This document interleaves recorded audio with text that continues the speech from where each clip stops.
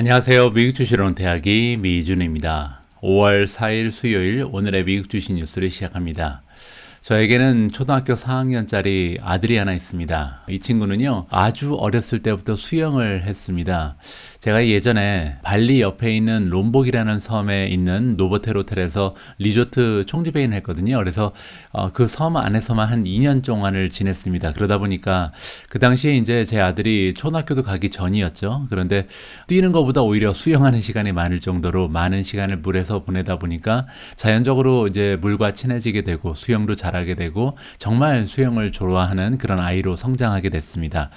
그래서 나중에 이제 초등학교 한 2학년, 3학년 때는요, 매일매일 하루에 2시간씩 수영장에 가서 이제 트레이닝도 받고 수영 선수로 활약도 했었는데요. 그리고 나서 이제 영국 캠브리지로 이주를 와서 문제가 생겼습니다. 제 아들은 매일매일 수영을 하고 싶어 하는데 문제는 우리가 가입한 수영 클럽에서 아직 아이가 어리니까 일주일에 3번 이상은 수영하는 것이 금지돼 있다. 이렇게 얘기를 하는 거예요. 그래서 아이들의 웰빙상 문제라 그래서 뭐 싸울 수도 없고요. 그래서 우리 아이가 맨날 막 울고 막 그랬거든요. 처음에 수영 매일매일 하고 싶은데 왜 못하나, 여기에 대해서 좀 설명하기가 어려웠던 기억이 있습니다. 그런데요, 다음 주부터는 이제 하루 더 수영해도 좋다라는 승인을 받았거든요. 그래서 다음 주부터 우리 아들은 일주일에 4번 정도 하루에 1시간씩 수영을 연습할 수 있게 됐습니다. 그래서 너무나 기분을 좋아하더라고요. 그래서 이 모습을 보면서 정말 자기가 좋아하는 것을 할 수 있는 이런 여건이 마련이 되고 좋아서 무언가를 한다는 것은 정말 멋진 일이라는 생각을 하게 됐습니다. 어떻게 보면요, 매일매일 수영을 할 수 없게끔 환경이 조성되어 있기 때문에 이렇게 좋아하는 수영을 정말 열정을 가지고 할 수 있는 조건이 되지 않았나, 이렇게 또 역설적으로 우리가 생각해 볼 수가 있잖아요. 저 역시도 마찬가지입니다. 최근 들어서 뭐 전업 유튜브가 된 이후에 여러 가지 영상을 다양하게 올리고 있는데 이걸 제가 좀 억지로 하는 일이 아니라 정말 즐기면서 하루하루 재미있는 일이라고 생각하고요. 취미생활 하는 식으로 열심히 하고자 합니다. 여러분들도 여러분들이 하시는 일 즐거운 마음, 열정을 가지고 꼭 임하셨으면 하는 마음을 가지고 있습니다. 자, 5월 4일 보내드리는 오늘의 미국 주식 뉴스 바로 시작합니다. 화요일 미국 증시의 마감 시황부터 살펴보겠습니다. S&P 500이 0.48% 올라갔고요. 다우존스는 0.2% 소폭 상승했습니다. 나스닥도 0.22% 플러스로 마감이 됐고요. 러셀 2000 중소형주는 0.73%로 가장 좋은 주가의 추세를 보여줬습니다. 자, 이렇게 해서 이틀 연속으로 주식시장이 상승을 한 건데요. 이번에는 개별 종목의 성적표도 한번 살펴보시죠. 자, 어제 주가의 흐름이 가장 좋았던 종목은 바이퍼 에너지 파트너즈입니다. 9.94%나 껑충 뛰어올랐고요. 그 뒤를 이어서 최근에 이제 주가 흐름이 굉장히 좋은 주식 중에 하나죠. 올린이 5.3%, SC도 3.56%가 올라갔고요. 텔라닥이 3일 연속으로 올라가고 있습니다. 3.18% 추가적인 상승, 실버게이트 캐피탈이 2.95%, 루시드가 2.83% 올라갔고요. 그 뒤에 쇼피파이가 2.7, 오픈도어 2.66, SQM이 2.55, KLA가 2.25, 업스타트 역시 2.22 정도 올라가는 추세를 보여줬습니다. 어제는 떨어진 종목도 꽤 있었는데요. 아이온큐가 9.03%나 폭락을 했습니다. 이 부분에 대해서는 기사 하나를 준비해 놓고 있고요. 자, 누홀딩즈가 8.22% 마이너스, 그리고 에어비앤비가 5.09%, 어닝을 앞두고 조금 많이 주식이 빠졌는데요. 어닝 결과가 굉장히 좋았습니다. 조금 이따 살펴보시고요. 투일리오가 4.85%, 데이터독이 4.42 빠졌습니다. 로빈후드도 3.63%, 그리고 스퀘어, 블록도 3.33% 떨어지면서 시장을 마감했다. 이렇게 주요 종목들의 등락을 살펴봤습니다. 자, 지금부터는 준비된 기사를 하나하나 읽어볼 수 있도록 하겠습니다. 자, 방금 전에 증시가 마감되고 나서 제가 정말 기다렸던 어닝 결과 두 가지가 나왔습니다. 첫 번째 종목은요, 에어비앤비인데, 에어비앤비가 주가가 5% 정도 어제 주식시장 중반에 빠졌거든요. 그런데 시장이 마감되고 나서 어닝 발표 후에 4% 넘게 다시 급등을 하고 있습니다. 그만큼 이제 어닝 결과 괜찮았다라고 우리가 기대를 해볼 수가 있겠죠. 자, 에어비앤비의 Q1 갭 EPS가 마이너스 0.03이 나왔는데요. 이 수치는 시장의 전망치를 27센트 더 더 만들어냈다. 따라서 시장에서 전망한 수치는 마이너스 30센트였습니다. 그런데 마이너스 30센트를 지금 0.03까지 줄인 거니까 비록 아직까지 적자의 모습을 보이긴 해도 지금 흑자에 거의 접근하는 굉장히 좋은 순이익이 발생된 거잖아요. 이 부분은 굉장히 높게 살만하다라고 개인적으로 평가를 하고 있습니다. 자, 매출이 1.51 빌리언이 나왔는데 이 수치는 지난해랑 비교했을 때 70%가 넘는 성장을 보여줬고요. 시장의 전망치를 60밀리언 정도 추가적으로 만들어냈다라고 정리가 가능합니다. 자, 1분기에 Nights and Experiences. 자, 여기는 뭐냐면 숙박이 얼마나 지금 예약이 들어왔는지, 그리고 또 하나는 Experience라는 것은 이제 경험을 얘기하는 거잖아요. 그래서 투어라든지 이러한 경험을 부킹한 예약 건수를 얘기하는데요. 총 예약 건수, 그러니까 숙박건 그리고 Experience까지 합쳐서 예약 건수가요 1억 건을 넘어갔다. 1억하고도 200만 건이 지금 나온 거잖아요. 그리고 이 수치는 작년과 비교했을 때 60% 가까이 성장을 한 수치입니다.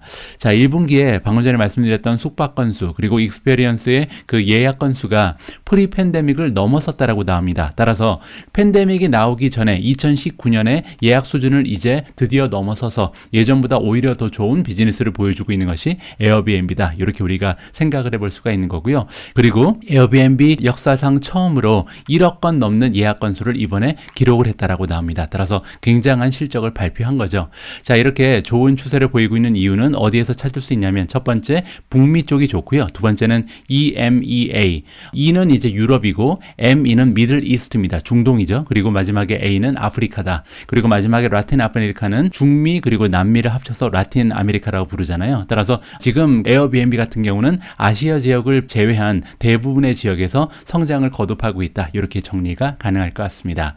자, 1분기의 그로스 부킹 밸류. 그로스 부킹 밸류라는 것은 총 부킹의 금액을 얘기하는 거잖아요. 17.2 빌리언을 만들어냈는데 여기서 이제 수수료를 차지해서 만들어낸 것이 매출이죠. 1.51이 매출로 나왔잖아요. 그렇게 되면 우리가 과연 1.57이 이 17.2에서 어느 정도의 퍼센티가 되는지 계산이 가능합니다. 자, 1.51 나누기 17.2를 해서 100으로 곱하면요 8.77이 나옵니다. 그래서 거의 한 8.8% 정도 되는 거잖아요. 그래서 지금 수수료가 한 8.8% 정도 되는구나 라고 우리가 계산을 통해서 확인을 해볼 수가 있는 거죠. 이거를 이제 전문 용어로 테이크 레이트라고 부릅니다. 테이크 레이트는 이제 에어비앤비처럼 플랫폼 기업이 전체 거래되는 금액에서 어느 정도를 지금 수수료로 받아낼 수 있는가, 이거를 테이크 레이트라고 부른다. 이렇게 기억하시면 될 것 같고요.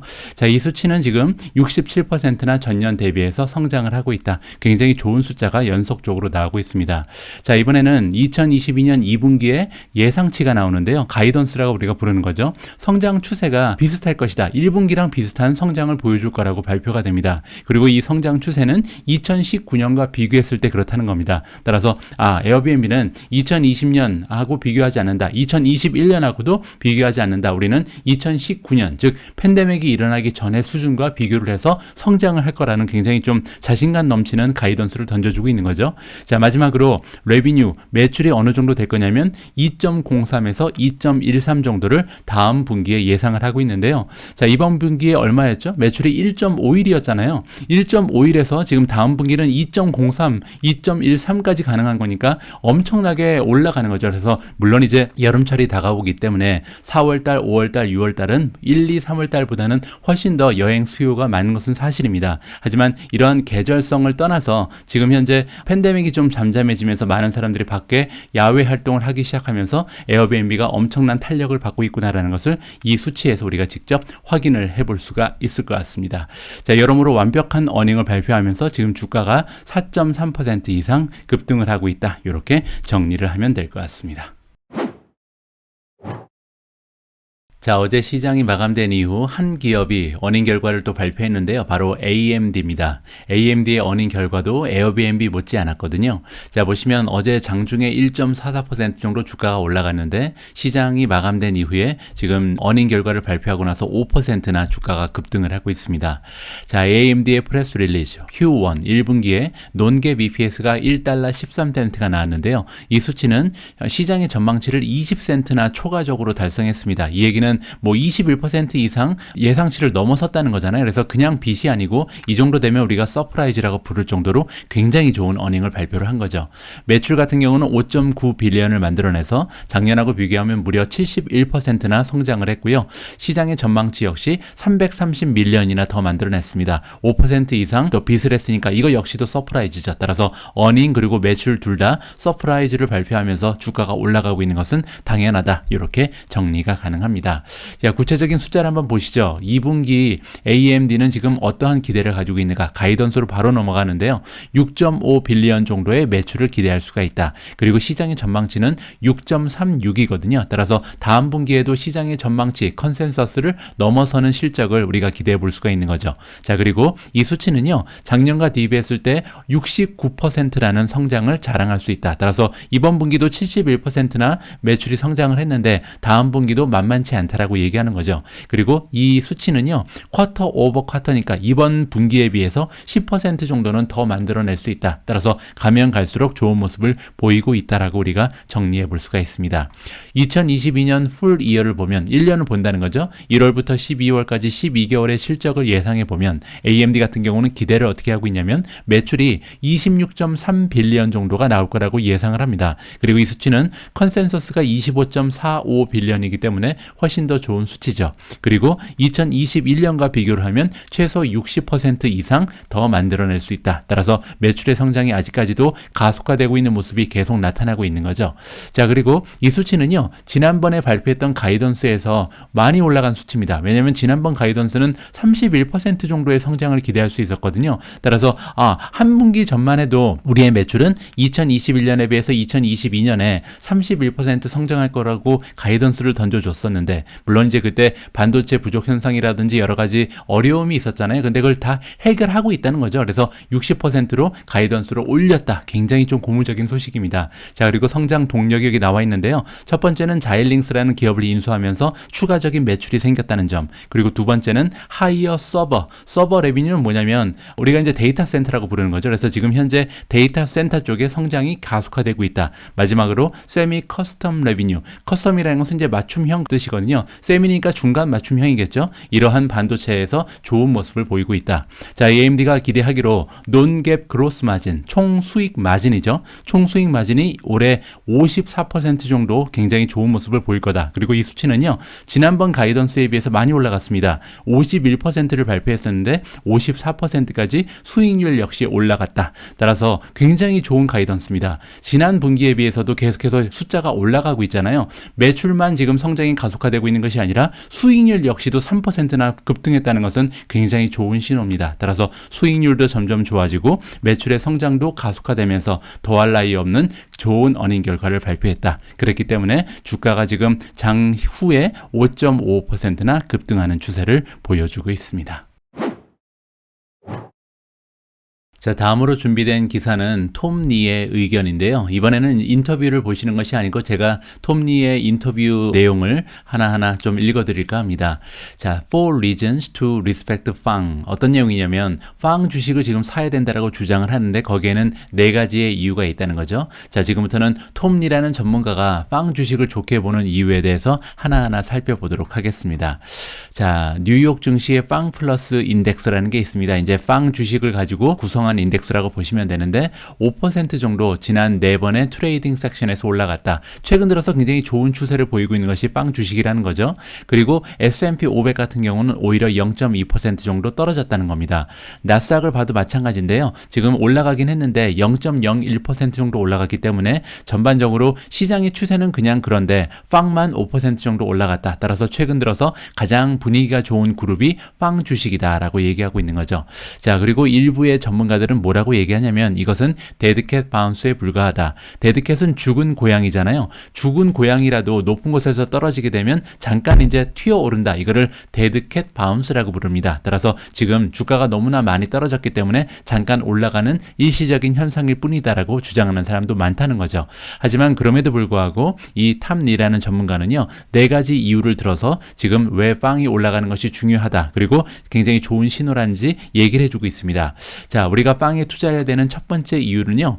지금 3번의 트레이딩 데이 4월의 마지막이 굉장히 좋지 않았다는 겁니다. 어느 정도로 좋지가 않았냐면 블러드 바스라고 얘기하거든요. 피바다라고 얘기하고 있는 거죠. 따라서 빵 주식이 이렇게 피바다 속에서도 올라갔다는 것이 굉장히 중요하다는 겁니다. 그래서 어떻게 보면 시장은 엄청나게 어려운 상황이었는데 빵 주식만 올라가고 있었기 때문에 이 주식들의 힘이 굉장히 좋은 상황이다라고 이야기를 해볼 수가 있는 거죠.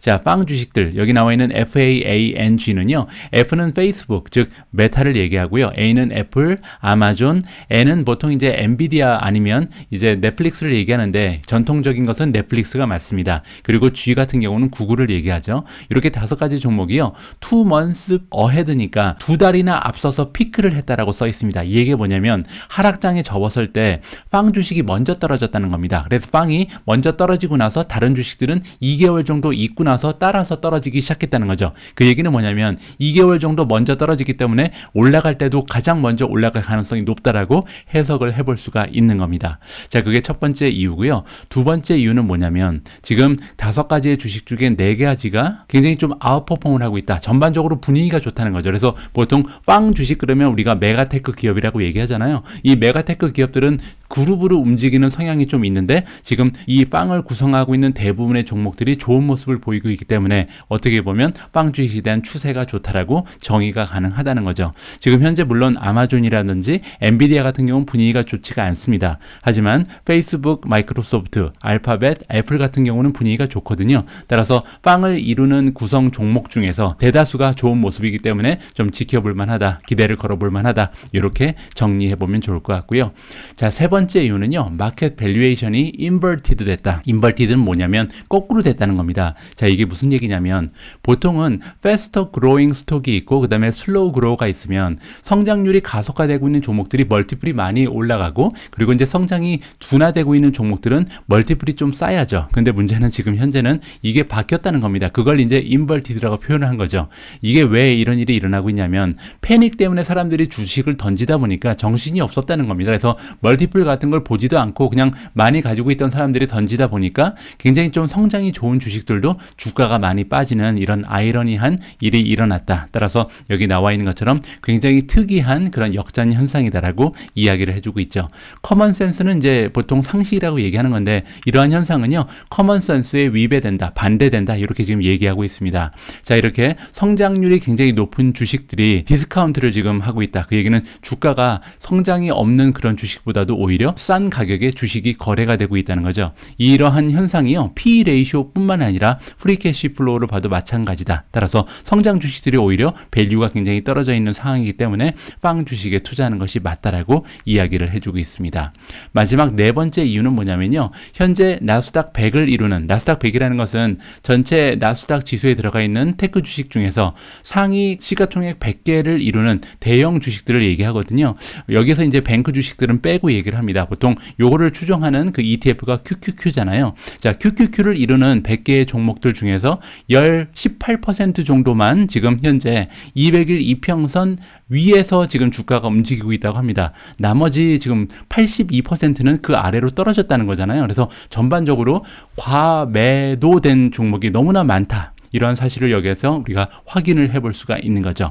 자, 그리고 역사적인 사실을 봤을 때 5 of 5라고 써 있죠. 이 얘기는 뭐냐면 지난 5번의 경우를 살펴보니까 어떤 경우였냐면 이 나스닥의 100을 이루는 종목들 중에서 20% 이하만 지금 200일 이평선 위로 올라가 있는 상황이 5번이 있었습니다. 그러니까 나머지 한 80% 정도는 200일 이평선 밑으로 떨어졌다는 얘기죠. 자, 이렇게 전반적으로 시장이 완전히 떨어졌을 때는 보통 나스닥이 바닥을 찍었을 때다라고 이야기하고 있습니다. 따라서 지금 나스닥 100 지수를 이루는 종목들 중에 이 80% 이상이 200일 이평선 밑으로 떨어진 것을 봤을 때 지금이 바닥이다. 지금부터는 이제 올라갈 일만 남았다라고 탐리가 얘기를 해주고 있는 거죠.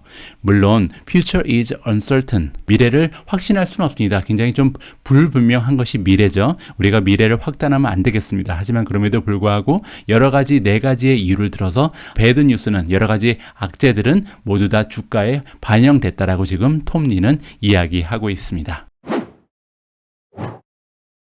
자, 다음으로 함께 읽어볼 기사에는 테슬라가 등장을 하는데요. 제가 테슬라가 앞으로 가져올 수 있는 호재가 뭐가 있을까 좀 이렇게 생각을 해봤는데, 아무래도 최근 들어서 2개의 새로운 공장이 오픈을 했잖아요. 그래서 생각할 수 있는 가장 가까운 호재는 새로운 공장을 하나 더 짓는다, 뭐 이러한 발표가 있으면 굉장히 좋은 주가의 상승이 있지 않을까 기대를 하고 있습니다. 자, 그런데 이번 기사를 보시면요, 비록 공식적인 것은 아니지만 또 하나의 공장을 중국에 지을 가능성에 대해서 언급이 되고 있거든요. 자, 어떠한 내용인지 한번 읽어보시죠. 자, Authorities in Shanghai's 링강 Special Area. 그 샹하이에 있는 링강 특구라는 곳이 있는데, 여기에 이제 Authority라는 것은 지방 정부를 얘기합니다. 이 지방 정부에서 테슬라를 이번에 도와줬다라고 보도가 나온 것 같습니다. 어떠한 점을 도와줬냐면요, 샹하이의 기가 팩토리가 빨리 문을 열고 영업을 할 수 있게, 운영을 할 수 있게끔 이번에 지방 정부가 도와줬다는 내용이 로이터 통신을 통해서 보도가 됐다. 화요일 날 발표가 된 것으로 나와 있고요. 자, 이번 기사에 따르면 6,000명이나 되는 사람들이 지금 기가팩토리로 와가지고 디스인펙션 듀티를 행사했다. 이 얘기는 이제 소독을 했다는 겁니다. 그래서 엄청나게 많은 사람들을 이 지방 정부에서 파견을 해서 도와줬다. 뭐 이런 식으로 지금 우리가 이해를 해볼 수가 있는 거죠. 이러한 도움에 힘을 입어서 4월 19일 날 기가팩토리가 오픈을 할 수 있었다는 거죠. 그래서 한 달 가까이 닫혀 있었던 상하이의 공장이 열릴 수 있었던 이유는 이 지방 정부에서 힘을 실어줬기 때문이다라고 해석이 가능합니다.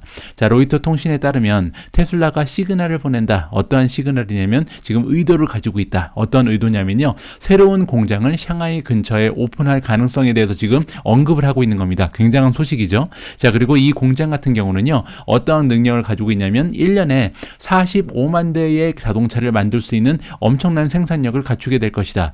지금 현재 그 샹하이에 있는 공장이요, 한 50만 대에서 잘하면 60만 대까지 생산이 가능하다라고 지금 평가를 받고 있거든요. 그렇기 때문에 45만 대면 굉장한 숫자죠. 그리고 이 보고에 따르면 어떠한 식으로 지금 소문이 퍼지고 있냐면, 세계에서 가장 커다란 전기차의 엑스포트 헙이 될 것이다. 엑스포트는 수출이잖아요. 따라서 수출의 기점으로 만드는 공장이다. 따라서 지금 샹하이 공장은 지금처럼 운영을 하고요, 새롭게 만드는 공장은 중국의 내수를 위해서 만드는 것이 아니라 해외로 수출하기 위한 그런 수출의 기점이 될 거라고 이해가 가능합니다. 그렇게 되면 이제 중국 정부에서도 물론 이 공장을 굉장히 좀 팍팍 밀어줄 가능성이 높잖아요. 중국에서 많은 차를 수출하게 되면 세계 최고의 자동차 대국으로 성장하기 위한 중국 정부의 의도와 맞아떨어지기 때문에 굉장히 신빙성이 있는 그런 기사라고 생각이 됩니다. 자, 어쨌든 이러한 기사가 실현화되면서 계속해서 테슬라가 가진 공장의 수가 는다면, 지금 없어서 못 파는 게 테슬라 차잖아요. 굉장히 좀 공장의 수가 늘어나는 것은 중요한 성장의 동력이 될 수 있다. 개인적으로 기대를 하고 있습니다. 자, 다음으로 함께 살펴볼 기사는 아마존에 관련된 소식인데요. 여러분들 기억하시겠지만 한 달 전 정도에 아마존 역사상 최초로 노동조합이 결성이 되었다. 이런 뉴스를 제가 여러분들과 공유한 적이 있습니다. 그때 노동조합이 결성됐던 곳이 웨어하우스, 즉 창고잖아요. 물류센터인데 이 물류센터의 위치가 스태튼 아일랜드였습니다. 뉴욕에 있는 스태튼 아일랜드가 그 위치였는데요. 아무래도 이제 이쪽에는 물류센터가 굉장히 많이 몰려 있는 것 같습니다. 같은 지역에 물류센터가 하나 더 있었는데요. 여기에서도 이 노동조합 설립을 위한 투표가 진행된 것 같습니다. 결과는 어떻게 됐는지 굉장히 궁금하죠. 자, 함께 읽어보시도록 하겠습니다. 아마존에 일하고 있는 그 직원들이 디퍼런트 스태튼 아일랜드니까 스태튼 아일랜드에 있긴 하지만 다른 웨어하우스, 물류센터에서 일하고 있는 직원들이라고 이해하시면 되고요. 이 직원들이 리젝트를 했다, 반대를 했다는 거죠. 그래서 노동조합이 결성되는 것을 반대하면서 결과가 마무리됐다라고 소식이 전해지고 있습니다. 자, 그런데 와이드 마진이라는 것은 투표의 결과가요, 차이가 굉장히 많이 났다는 거죠. 자, 무슨 얘기인지 한번 살펴보시죠. CNBC가 보도를 하기를 탈리, 그러니까 전체 투표의 결과를 지금 보여주는 건데 380표가 유니언을 창설하는 것을 찬성을 했다. 찬성표가 380이라는 거죠. 그리고 반대표가 618이니까 거의 뭐 이제 2배 정도 차이가 나는 거잖아요. 그리고 전체 투표권을 가지고 있는 직원의 수가 1633명이었습니다. 그러다 보니까 1600명이 넘어가는 직원 중에 지금 투표를 한 사람은 1000명이 되지 않잖아요. 따라서 투표율이 굉장히 낮았다는 것을 우리가 볼 수가 있는 거죠. 투표율이 보통 낮으면 아무래도 노동조합을 설립하기 위한 사람들이 유리하게 지금 스토리가 진행될 가능성이 높았는데, 결과적으로 봤을 때 오히려 반대표가 더 많았다. 이렇게 결과를 진단해 볼 수가 있을 것 같습니다.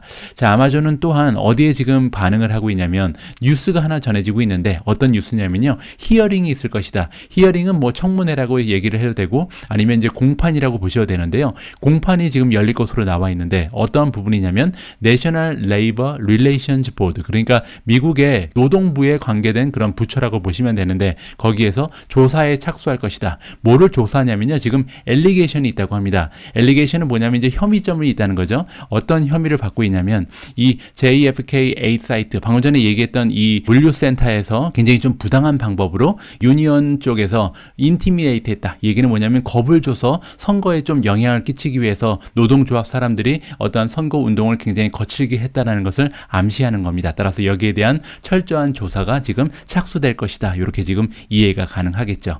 자, 어쨌든 아마존 입장에서는요, 만약에 노동조합이 이렇게 첫 번째가 결성이 된 다음에 바로 두 번째, 세 번째 이렇게 번져나가면 걷잡을 수 없는 분위기였는데 다행히 두 번째 노조의 결성은 무산이 되면서 주가에는 어떻게 보면 좀 긍정적인 역할을 해줄 수 있다. 이렇게 정리가 가능할 것 같습니다.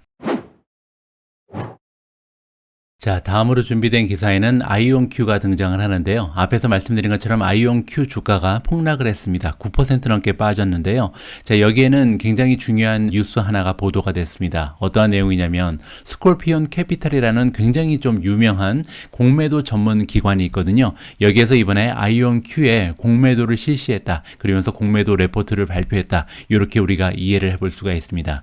굉장히 중요한 뉴스이기 때문에 한번 읽어보는 것이 좋을 것 같습니다.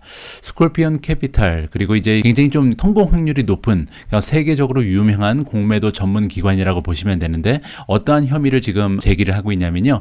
퀀텀 컴퓨팅 컴퍼니, 즉 이제 퀀텀 컴퓨터를 만드는 기업으로 우리가 알고 있는 아이온큐가 헉스다. 헉스라는 것은 이제 사기라는 거죠. 거짓말이라고 주장을 하고 있습니다. 자, 어떻게 주장을 하고 있냐면 아이온큐가 지금 주장하고 있는 32큐빗의 머신, 이게 이제 양자 컴퓨터잖아요. 근데 양자 컴퓨터가 실제로 존재하지 않는다라고 얘기합니다. 굉장히 좀 커다란 혐의를 제기하고 있는 거죠. 그래서 이게 모안이면 도일 가능성이 굉장히 높아졌습니다. 뭐 이게 그냥 단순히 성장세가 생각보다 나쁘다, 너무나 오래 기다려야 된다, 뭐 이런 내용이 아니라 지금 실체가 없는 양자 컴퓨터를 가지고 사업을 진행한다, 뭐 이런 식으로 얘기를 하고 있는 거거든요. 그리고 이러한 내용에 대한 근거로는 엑스 이그제큐티브니까 전에 일을 했던 경영진 그리고 직원들을 상대로 인터뷰를 했다라고 이야기를 해주고 있습니다.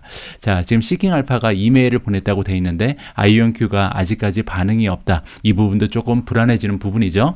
자, 어쨌든 여기까지 좀 지켜본 다음에 제가 직접 공매도 레포트를 살펴봤거든요.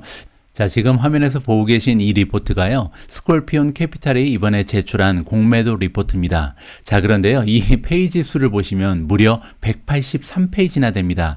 이게 얼마나 대단한 수치냐면 작년, 재작년에 이제 공매도 리포트가 나올 때 제가 여러 번 살펴봤는데 보통 페이지 수가 20페이지, 10페이지, 뭐 적게는 5페이지로 구성되는 경우도 있거든요. 자, 그런 경우에는 이제 신빙성이 좀 떨어지겠죠. 그런데 이번에 이 공매도 리포트는 엄청난 리서치를 통해서 이 사실을 좀 취합을 하고 많은 인터뷰를 통해서 작성이 된 것은 틀림이 없는 것 같습니다. 무려 183페이지에 걸쳐서 이 아이온큐라는 기업이 왜 호크인지, 그러니까 진짜 견실한 기업이 아니라는 것을 증명하기 위해서 여러 가지 자료를 활용을 했다는 것을 이 페이지 수에서도 우리가 좀 살펴볼 수가 있는 거겠죠.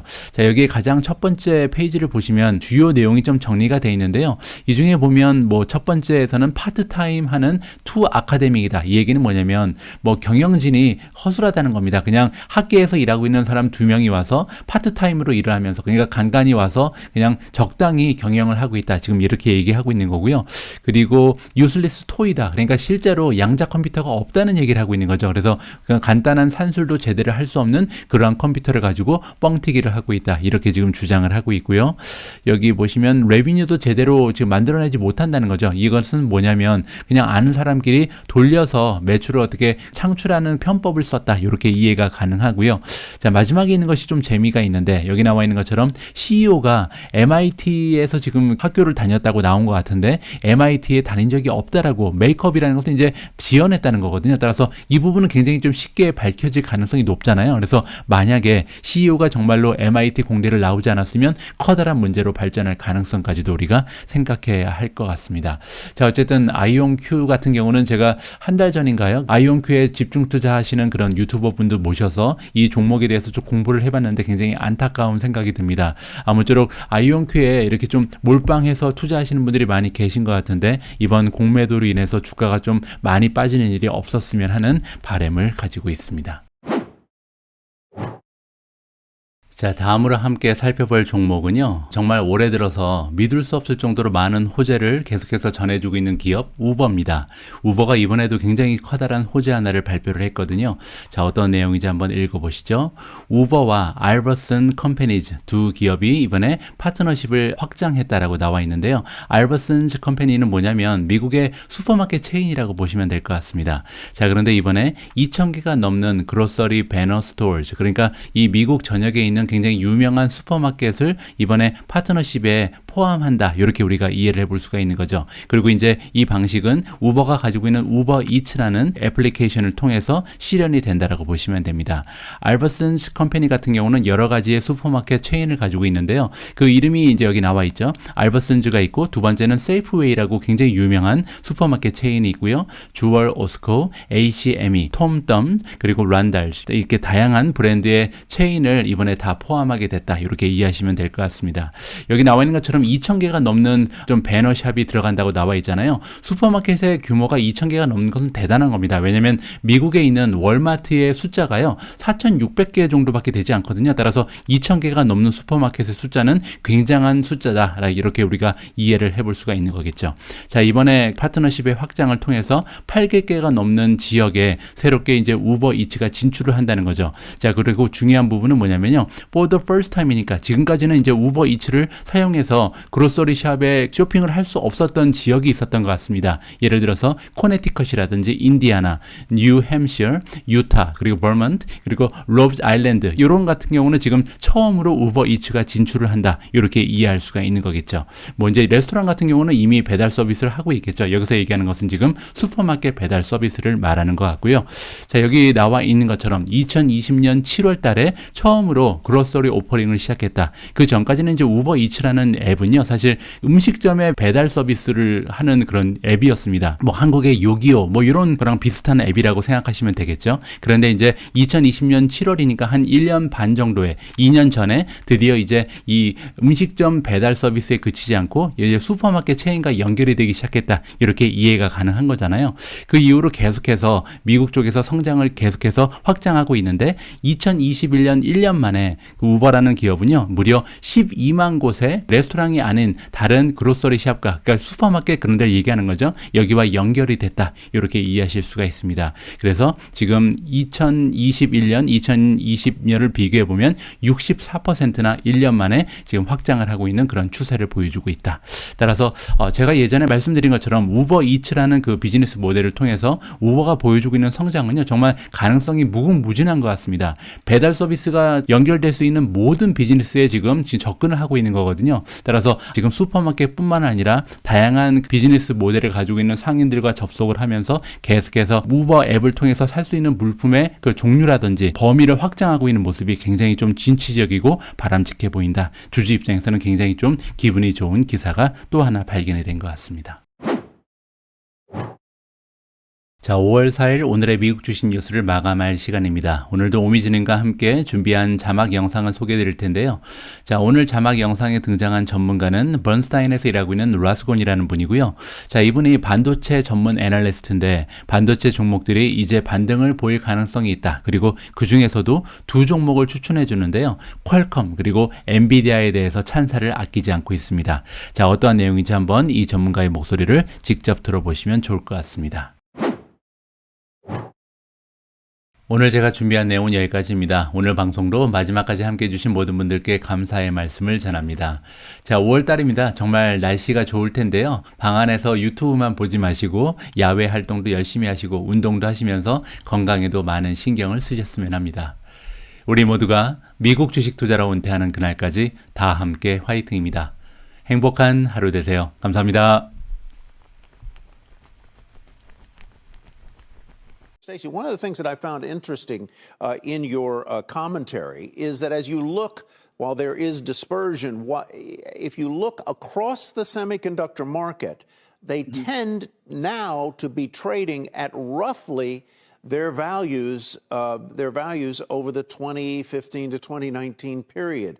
So is what's happening here just a correction or reversion to the mean because they got so far out of play, or something more worrisome than that?